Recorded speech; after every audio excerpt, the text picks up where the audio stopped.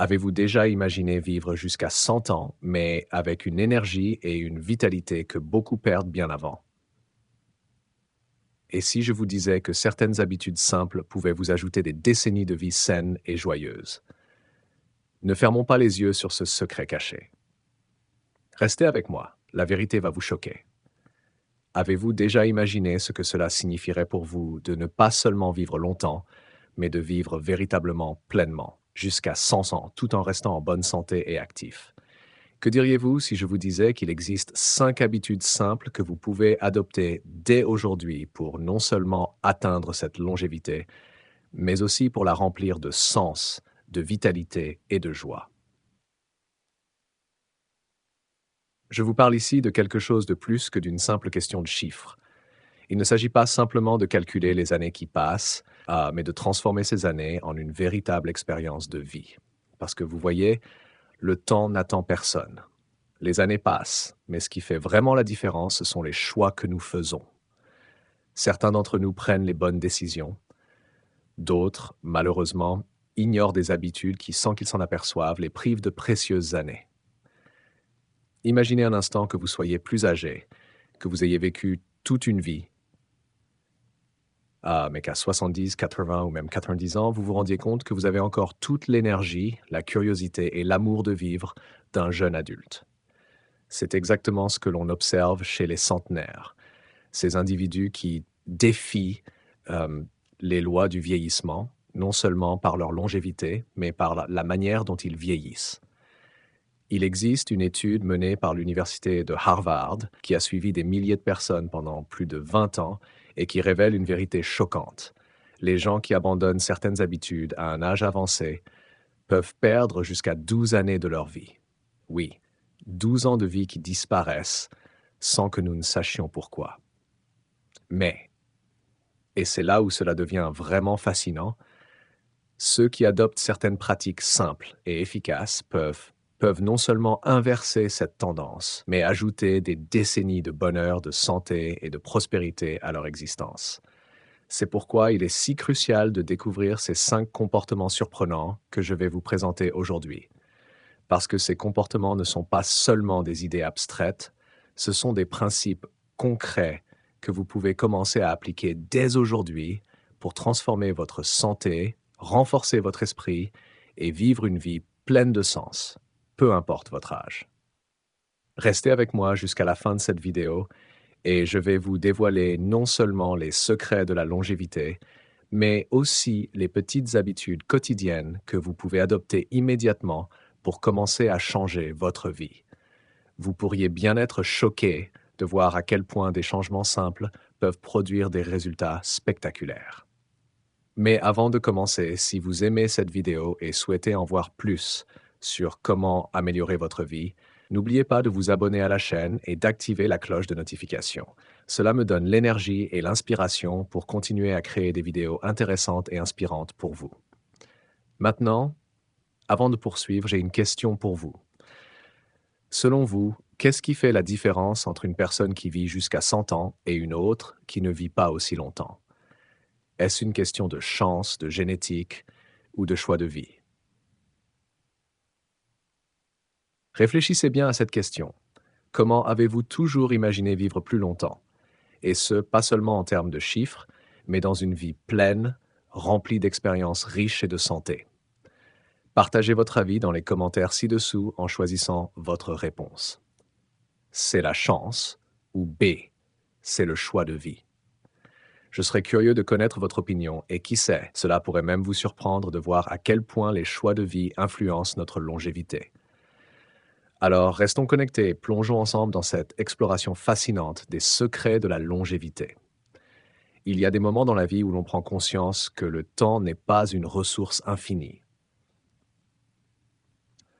C'est un phénomène étrange, presque imperceptible, qui survient à un moment donné, quand l'on commence à réaliser que l'essentiel n'est pas d'accumuler les années, mais bien de savoir ce que l'on fait de ces années. Je me souviens d'un moment où, après avoir traversé plusieurs décennies de ma vie, j'ai décidé de m'arrêter, de réfléchir et de me poser la question: est-ce que je profite pleinement de ma vie? Ce n'était pas une question de simplement exister, mais de comprendre comment vraiment vivre. Lorsque nous parlons de longévité, nous pensons souvent à des aspects physiques, l'alimentation, l'exercice, les médicaments, mais il y a quelque chose que l'on oublie trop souvent. L'un des secrets qui distingue les personnes qui vivent vraiment longtemps des autres, ce n'est pas seulement de se maintenir physiquement en forme, mais aussi de savoir nourrir son esprit et de maintenir des relations humaines solides. Ce sont des éléments essentiels de notre bien-être, mais trop souvent sous-estimés. J'ai rencontré plusieurs personnes âgées qui, même à 70 ans et au-delà, semblent être animées d'une énergie et d'une joie de vivre incroyable. Comment est-ce possible? Ils n'ont pas tous les mêmes gènes, et pourtant ils ont cette étincelle qui leur permet de rester jeunes de cœur et d'esprit. La réponse est simple. Ils ont cultivé des habitudes qui les aident à maintenir une bonne santé mentale et émotionnelle. Et l'un des piliers de leur longévité, c'est l'apprentissage continu. Je me souviens de René, un homme de 68 ans que j'ai rencontré lors d'un voyage à Paris.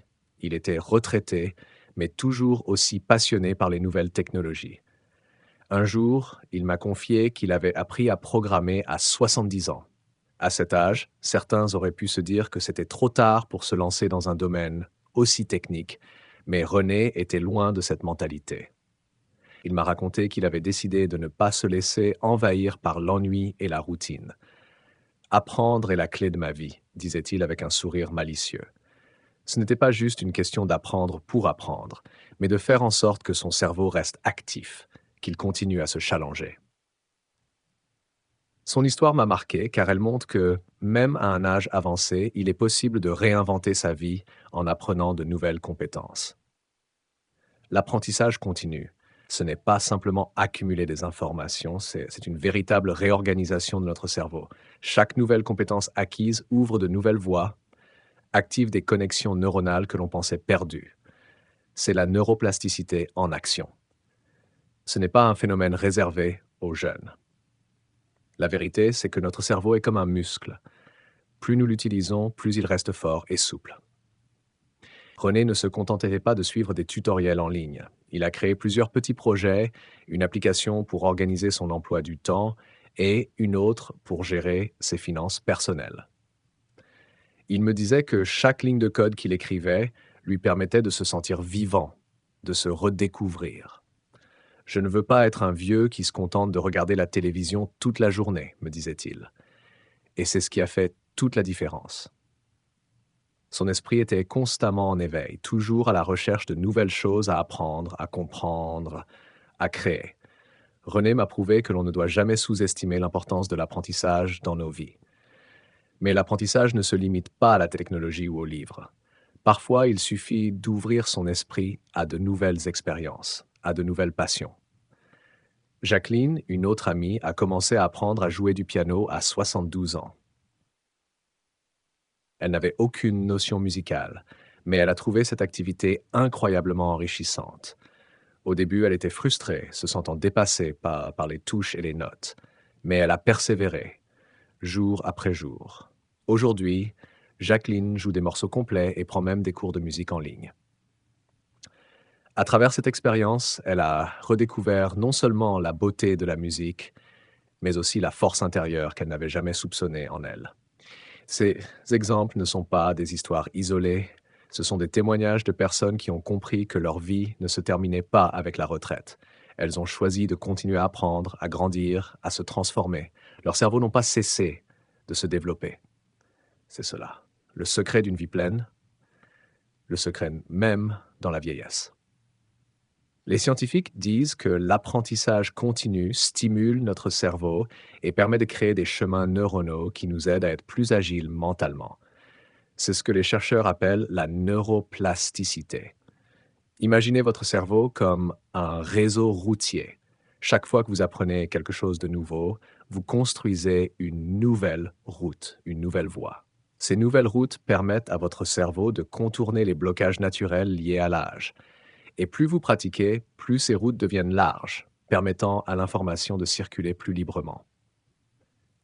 Tout cela m'amène à une question essentielle. À quel point sommes-nous ouverts à l'idée d'apprendre de nouvelles choses à un âge avancé? Est-ce que dans notre société, nous nous autorisons à prendre des risques intellectuels même après avoir pris notre retraite? Beaucoup de gens pensent que l'apprentissage doit être académique ou compliqué, mais c'est bien plus simple que cela. Il s'agit simplement de sortir de sa zone de confort, de se donner la permission de ne pas tout savoir et d'accepter que l'erreur fait partie du processus. Aujourd'hui, je vous invite à réfléchir à cette question. Qu'est-ce que vous aimeriez apprendre? Quel est ce domaine qui vous fascine mais que vous n'avez jamais osé explorer? Peut-être que vous rêvez d'apprendre une langue étrangère, de jouer d'un instrument de musique, de coder ou même de jardiner. Peu importe le sujet, l'important est de commencer, parce que vous n'êtes jamais trop vieux pour apprendre. Et chaque petite étape vous rapproche un peu plus de ce qui pourrait être une nouvelle passion, un nouveau chapitre de votre vie. Alors, je vous pose cette question. Êtes-vous prêt à vous lancer dans une nouvelle aventure d'apprentissage? Partagez vos idées dans les commentaires ci-dessous. Peut-être que ce simple acte de réflexion vous inspirera à faire un premier pas aujourd'hui. Et si vous êtes prêt à commencer, abonnez-vous à la chaîne pour plus de conseils sur la manière de rester actif, curieux et engagé tout au long de votre vie. Alors, quelle est votre réponse? A. Vous pensez qu'il est trop tard pour apprendre quelque chose de nouveau à votre âge? Ou B. Vous êtes prêt à relever le défi et à découvrir une nouvelle passion? Partagez votre réponse dans les commentaires et dites-moi ce qui vous motive. Il y a une chose que j'ai apprise au fil des années, quelque chose qui m'a été confirmé par des rencontres et des discussions que j'ai eues avec des personnes plus âgées, des gens qui ont vu bien plus de printemps que moi. Ce n'est pas l'exercice formel qui fait la différence entre vivre longtemps et vivre bien, mais plutôt la façon dont on intègre le mouvement dans sa vie quotidienne. Ce mouvement naturel, celui qui ne nécessite pas d'heures passées dans une salle de sport ou de programmes d'entraînement intensifs, mais qui s'intègre au rythme de la vie, est un secret bien gardé. C'est cette idée que même les plus simples des gestes quotidiens peuvent avoir un impact profond sur notre longévité et notre bien-être. Je me souviens encore de Jean-Pierre, un homme de 42 ans que j'ai rencontré dans un café près de Paris. C'était un homme dont la vivacité et la vigueur me fascinaient. Bien que son corps ait marqué les signes du temps, des cheveux blancs, un visage marqué par des rides témoignant d'une vie bien vécue, il avait cette énergie qui irradiait de lui. Il m'a expliqué que bien qu'il ait toujours apprécié marcher dans le parc et entretenir son jardin, il n'avait jamais eu besoin de suivre un programme de sport strict. Le secret, selon lui, c'était de rester constamment en mouvement. Il passait son temps à entretenir sa petite maison, à jardiner, à marcher pour ses courses, et tout cela de manière fluide, sans jamais se forcer. Le secret, c'est de faire du mouvement un mode de vie, pas une contrainte, m'a-t-il dit. Quand tu rends l'activité physique naturelle, elle devient un plaisir, pas une corvée.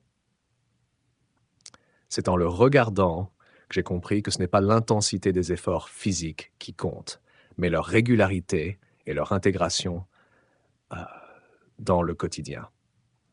Jean-Pierre ne passait pas sa journée à faire des exercices de musculation ni à courir des marathons. Non, il intégrait des gestes simples et quotidiens dans sa routine.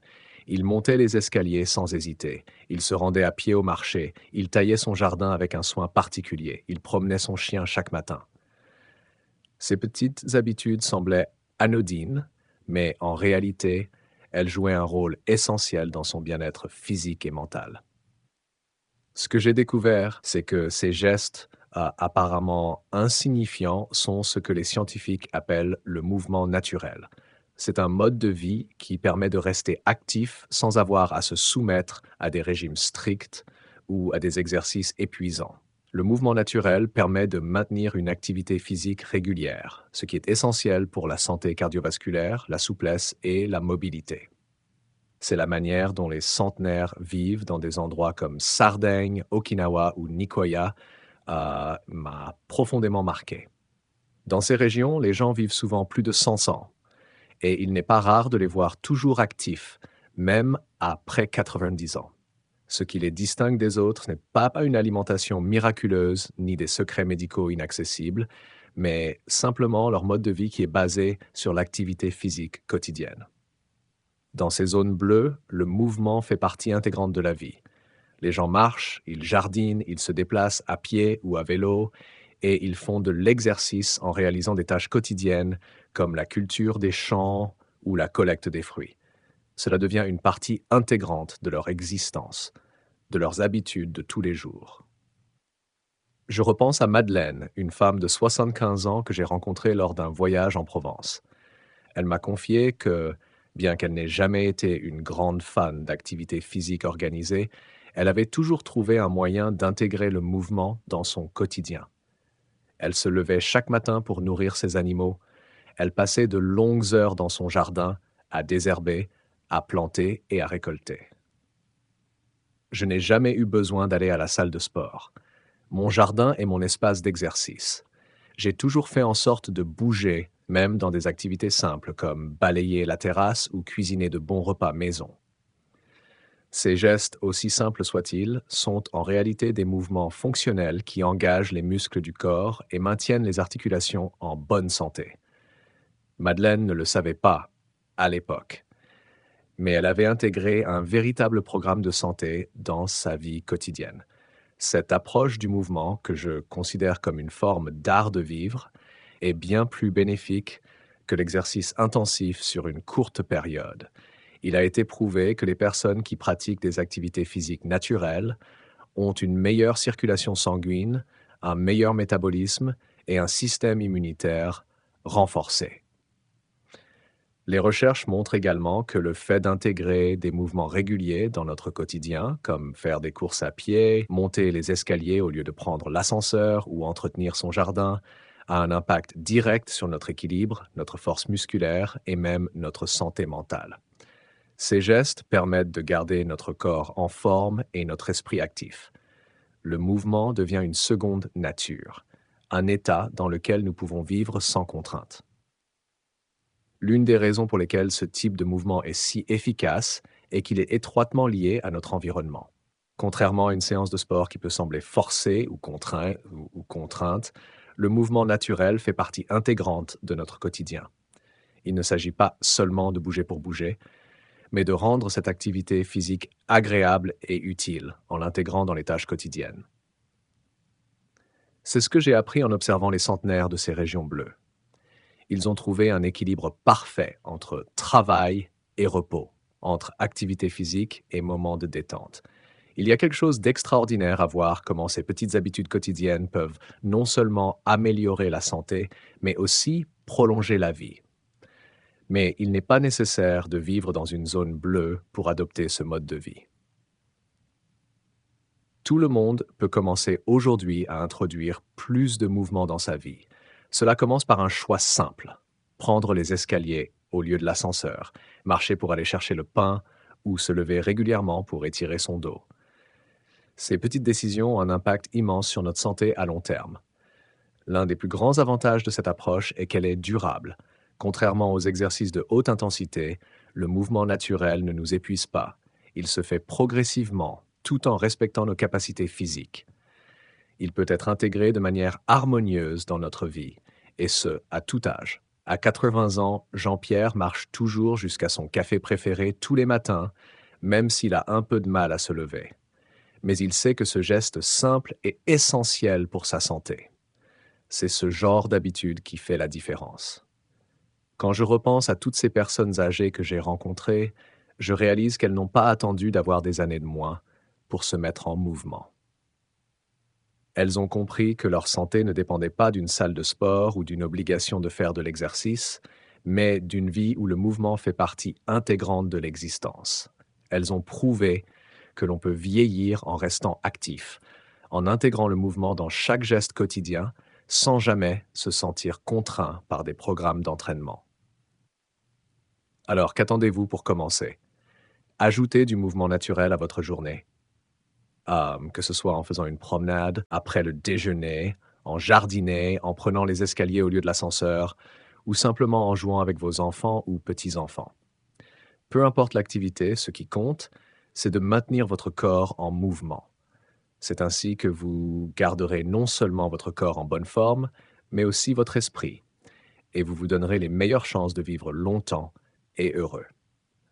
Il est fascinant de voir comment certains individus, même à un âge avancé, semblent posséder une énergie inépuisable, une passion pour la vie qui ne faiblit jamais.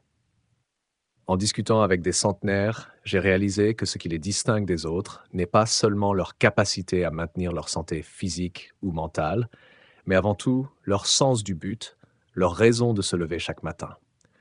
C'est cette force intérieure, ce sentiment profond de direction et de sens qui leur permet de traverser les épreuves de la vie avec une résilience remarquable.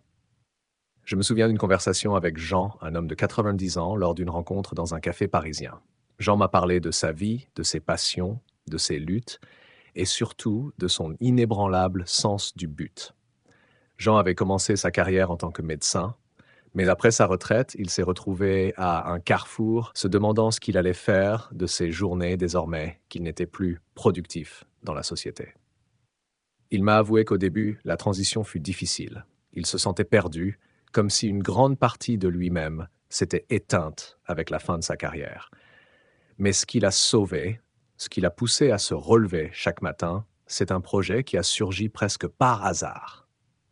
Lorsqu'il est allé rendre visite à un de ses anciens collègues dans une maison de retraite, il a remarqué que beaucoup de ses pensionnaires étaient dans un état de stagnation mentale, sans aucune activité stimulante.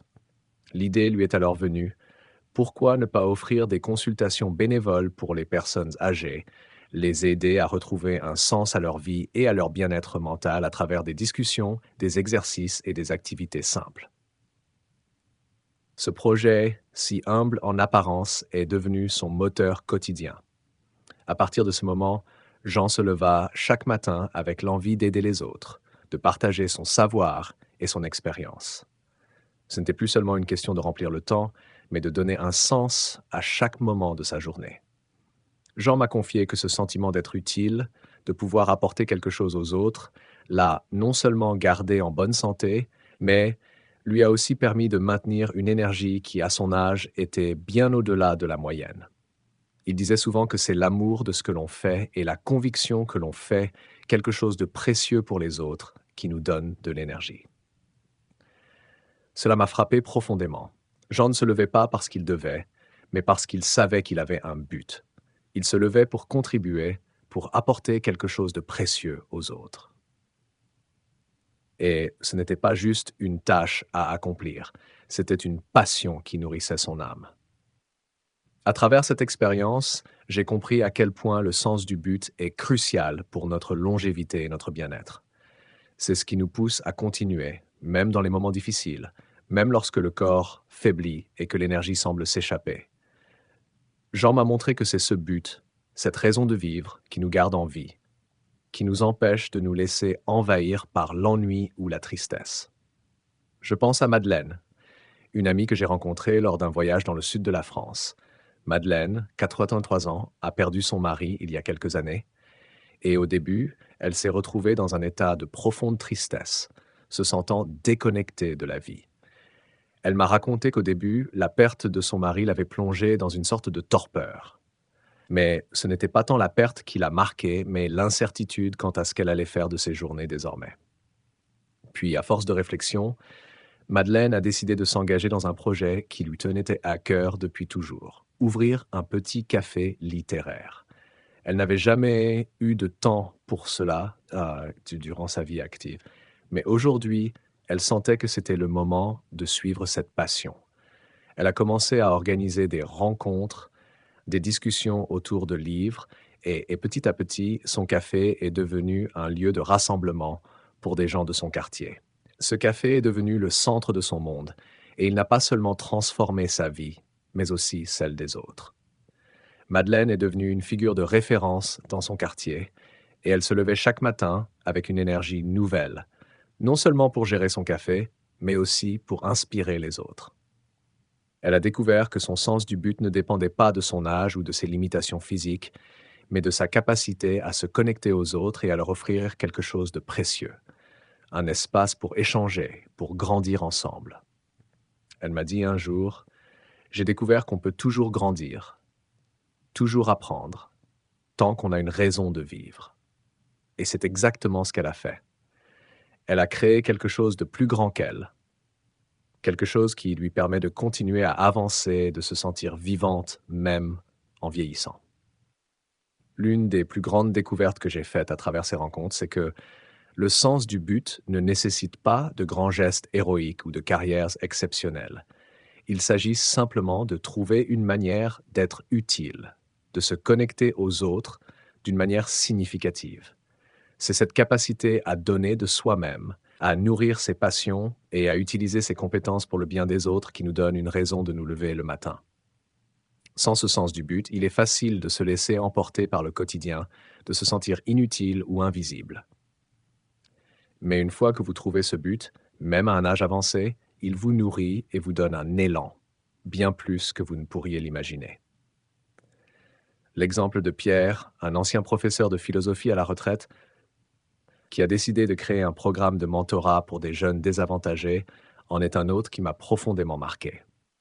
Pierre, à 66 ans, pensait que sa carrière était terminée, mais après quelques mois d'introspection, il a réalisé qu'il avait encore beaucoup à offrir.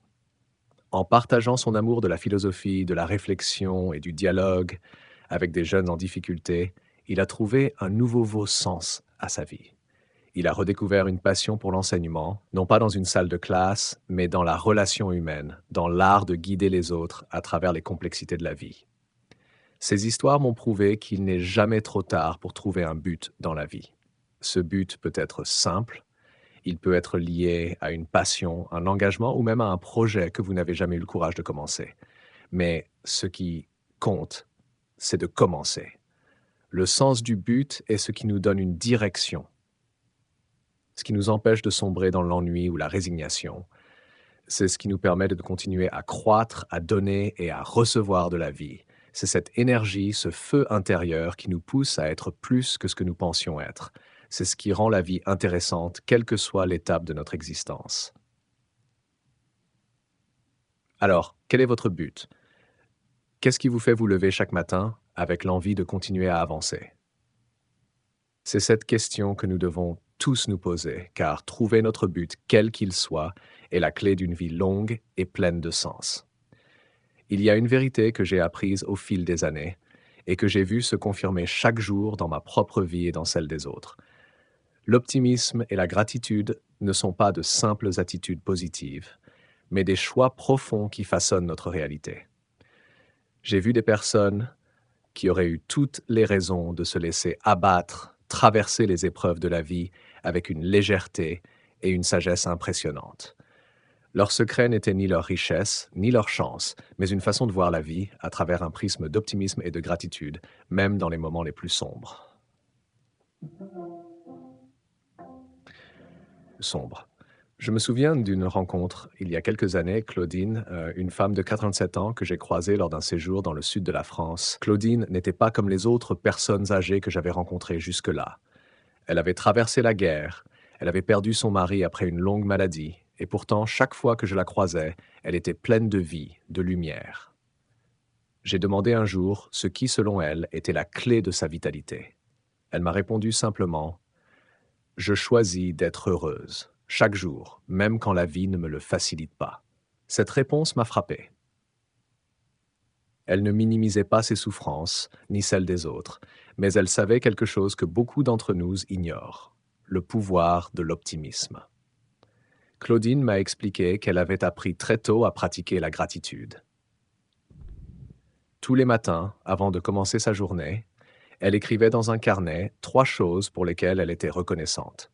Ces petites choses, simples mais essentielles, comme le sourire de mon voisin ce matin, le café chaud qui me réchauffe, ou encore la beauté du ciel bleu.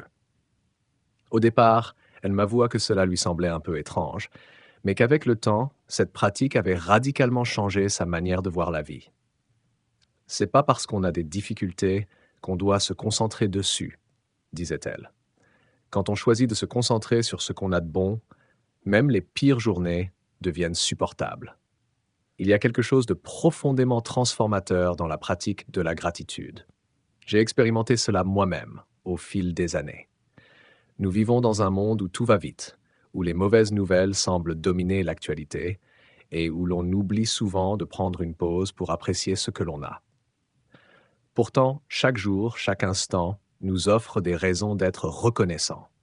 Je pense souvent à Henri, un vieil ami de 82 ans qui a survécu à un accident de voiture grave. Après des mois d'hospitalisation et de rééducation, Henri aurait pu se laisser engloutir par la douleur et la tristesse. Mais il a choisi de se concentrer sur ce qui allait bien. Je suis encore vivant, je peux encore marcher, je peux encore parler et rire, me disait-il souvent. À chaque rencontre, il me parlait de ses progrès, de ses victoires, petites mais significatives. C'était dans ces moments-là que je comprenais vraiment ce que Claudine voulait dire. L'optimisme est un choix.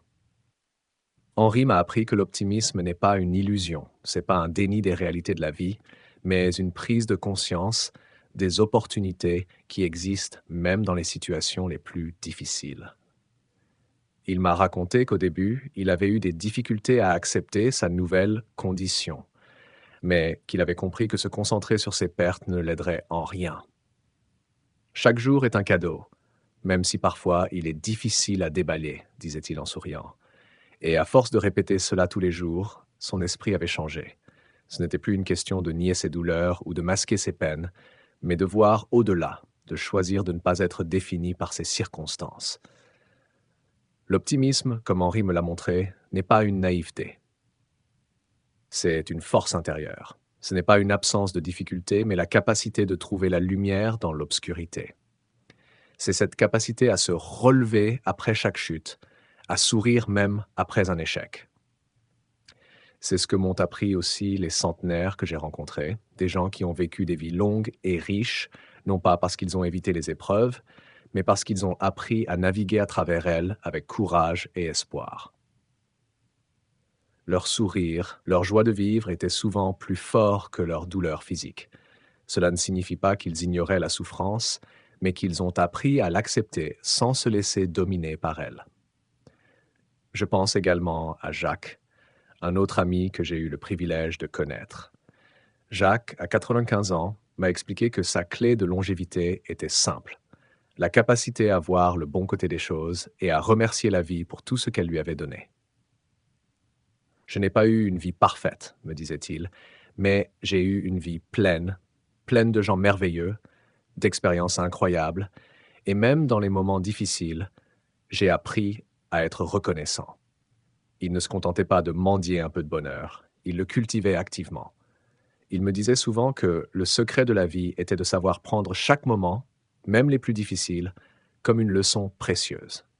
L'optimisme n'est pas une disposition d'esprit avec laquelle on naît. C'est une compétence que l'on peut cultiver jour après jour en choisissant de voir la vie d'un autre angle. Si on commence à apprécier ce que l'on a, si on prend le temps de remercier chaque petit instant, on se rend compte que la vie devient plus douce, plus riche, plus lumineuse.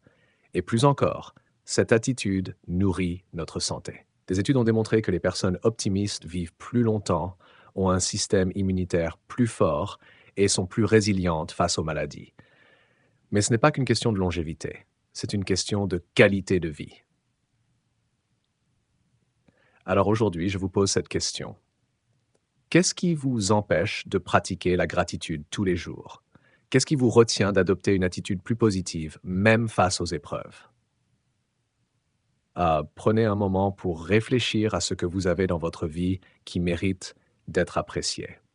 Et si vous êtes prêt à commencer cette pratique, à cultiver un peu plus d'optimisme et de gratitude chaque jour, partagez-le dans les commentaires. Dites-moi comment vous comptez intégrer cela dans votre vie. Parce qu'une chose est certaine, plus vous serez reconnaissant, plus vous trouverez de raisons de sourire. Il est fascinant de constater à quel point certains individus, même à un âge avancé, arrivent à non seulement vivre longtemps, mais à vivre pleinement et joyeusement. Le secret réside dans l'adhésion à des principes fondamentaux de vie, tels que l'apprentissage continu, la construction de relations solides, l'intégration du mouvement dans le quotidien, le maintien d'un sens du but et la pratique de l'optimisme et de la gratitude. Ces éléments, bien qu'apparemment simples, sont en réalité des clés essentielles pour non seulement ajouter des années à votre vie, mais aussi ajouter de la vie à vos années. La beauté de ces habitudes réside dans leur simplicité et leur impact profond. Tout d'abord, l'apprentissage continu est bien plus qu'une simple activité intellectuelle. Il s'agit d'un véritable engagement à rester curieux, à ouvrir son esprit à de nouvelles idées et à des défis, quel que soit l'âge. Les personnes qui prennent le temps de s'instruire, de se réinventer à travers de nouvelles compétences ou passions, cultivent une vitalité qui les garde jeunes et alertes, bien plus que celles qui se contentent de la routine quotidienne. Ce n'est pas tant l'activité en elle-même qui importe, mais la capacité à continuer à se remettre en question, à se développer et à s'épanouir. De plus, l'importance des relations sociales est indéniable. Les liens humains, forts et authentiques, nourrissent l'âme et offrent un soutien indispensable face aux difficultés de la vie. Les recherches ont montré que ceux qui maintiennent des relations solides et significatives vivent plus longtemps et en meilleure santé. Il ne s'agit pas seulement de passer du temps avec les autres, mais de tisser des relations qui apportent un véritable soutien émotionnel et qui contribuent à nourrir notre bonheur. Le mouvement naturel dans la vie quotidienne, quant à lui, est une pratique accessible à tous. Il ne s'agit pas d'aller à la salle de sport ou de courir un marathon, mais d'intégrer des gestes simples dans sa journée. Marcher, jardiner, monter les escaliers, porter ses courses. Ce sont ces petits actes, répétés chaque jour, qui contribuent à notre santé physique et mentale de manière durable. Le sens du but, qui nous pousse à continuer malgré les obstacles, est un autre facteur clé.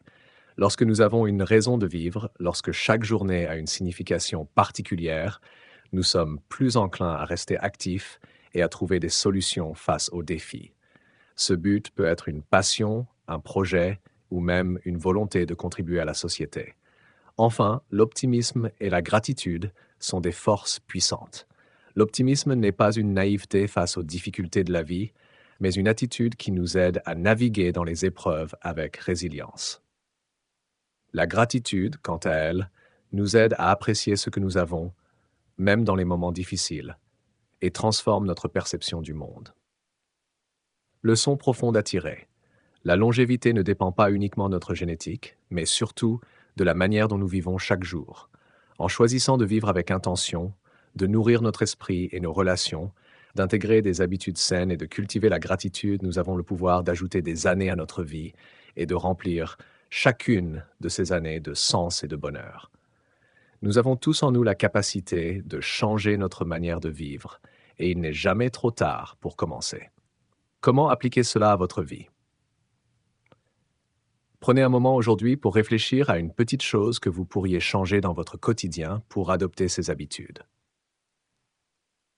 Est-ce que vous pourriez apprendre quelque chose de nouveau? Rencontrer une vieille amie? Faire une promenade après le déjeuner? Commencez petit, mais commencez maintenant. Question pour vous, qu'est-ce qui, selon vous, fait la différence entre une vie longue et une vie bien vécue? Partagez vos pensées dans les commentaires ci-dessous. Je serai ravi de lire vos réponses et d'échanger avec vous. Et si vous avez aimé cette vidéo et souhaitez voir davantage de contenu sur la longévité et le bien-être, n'oubliez pas de vous abonner à la chaîne pour soutenir ce travail et avoir accès à de nouvelles vidéos inspirantes. Merci pour votre soutien et à bientôt pour de nouveaux conseils.